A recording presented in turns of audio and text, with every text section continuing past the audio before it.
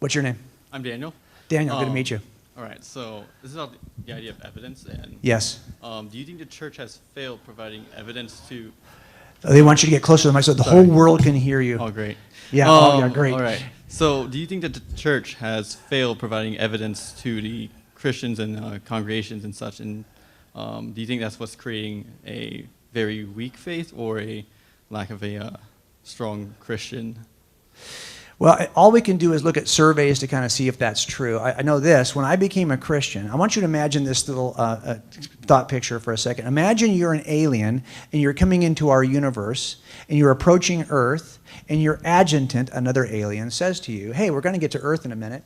And when we get there, you're going to meet some people called Christians. And if you want to know what they're like, I have a book. And he hands you the book. Here's their Bible. And you read the Bible as an alien, never been to planet Earth. And you go, okay, I've read the Bible cover to cover. I get it. I now know what Christians are like. And then you got here and you met people in the church, or you saw how we're doing church. Do you think any of this would be what you expected to find if all you had to start with was this Bible? I don't think so. So I was that alien at 35. I had never been in a church in my entire life until I stepped foot, except for like a funeral or a wedding, until I stepped foot in that first church. And this guy provoked me, this pastor. He said, oh, Jesus is a smart guy, smartest man who ever lived. As a matter of fact, all of our moral teaching in America is really based on a Judeo-Christian ethic that Jesus of Nazareth advocated in just a couple of sermons. And I said, okay, really? So I bought a Bible to see if that was true. And I thought everyone became a Christian the way that I did by looking through all the scriptures and looking at it evidentially. Of course, no one becomes a Christian that way. So now I don't know that this is going to solve whatever problems that are ailing the church. I don't know.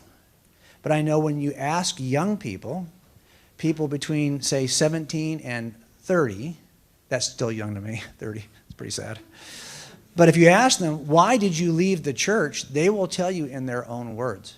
And the categories break into lots of statements about intellectual skepticism and a few claims about hypocrisy. There are claims that people will make leaving the church to say, hey, Christians are hypocrites. But they're only about 20% of the complaints. Like 80% is intellectual skepticism. So I think that if again, is that really why they left? I don't know if that's really why they left. That's what they're telling me. I would like to be able to address those issues.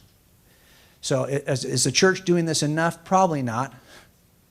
I mean, I think you guys already know the answer to that. If the first time you're having these kinds of thoughts and conversations about your faith is when you're listening to a speaker who's talking about making a case for your faith, if you haven't been hearing that in your church every single time you guys meet, then probably we're not doing enough. Thanks so much for watching our video. If it was helpful and useful to you, I'd really appreciate it if you would follow us, subscribe to our channel at the bottom link here in the video, and tell your friends. And please follow us on social media.